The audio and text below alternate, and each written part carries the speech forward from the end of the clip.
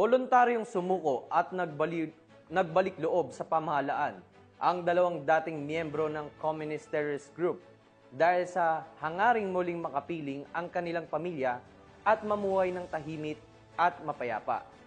Police Master Sergeant Robert Basan Abella Jr. sa ulat.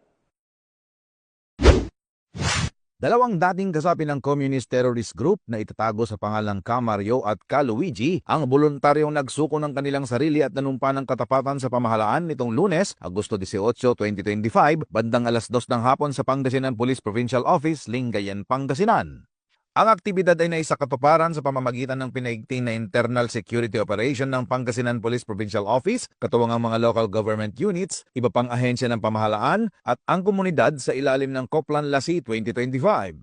Pinangunahan ito ng Pangasinan First Provincial Mobile Force Company bilang pangunahing unit kasama ang Provincial Intelligence Unit Pangasinan, Provincial Investigation and Detective Management Unit, Regional Intelligence Unit 1 at Malasiki Municipal Police Station.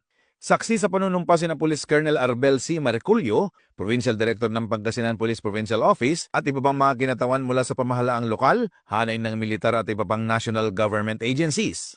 Bilang bahagi ng programang Bagong Pilipinas na nagsusulong ng inklusibong kapayapaan at pagunlad, tinanggap ni Camario at Caluigi ang ayuda mula sa pamahalaan na kinabibilangan ng assorted grocery items at isang sako ng bigas.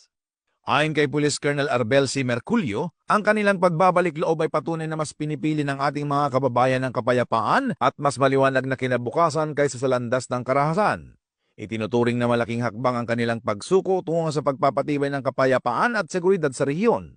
Hinihikayat din ng pamahalaan ang iba pang dating kasamahan ng mga sumuko na talikuran ng armadong pakikibaka at yakapin ang mas mapayapa at mas maunlad na landas sa ilalim ng Bagong Pilipinas. Mula dito sa Ilocos Region, ako po ang inyong PNN Correspondent, Police Master Sergeant Robert Abella Jr., alagad ng batas, tagataguyod ng Balitang Pulis.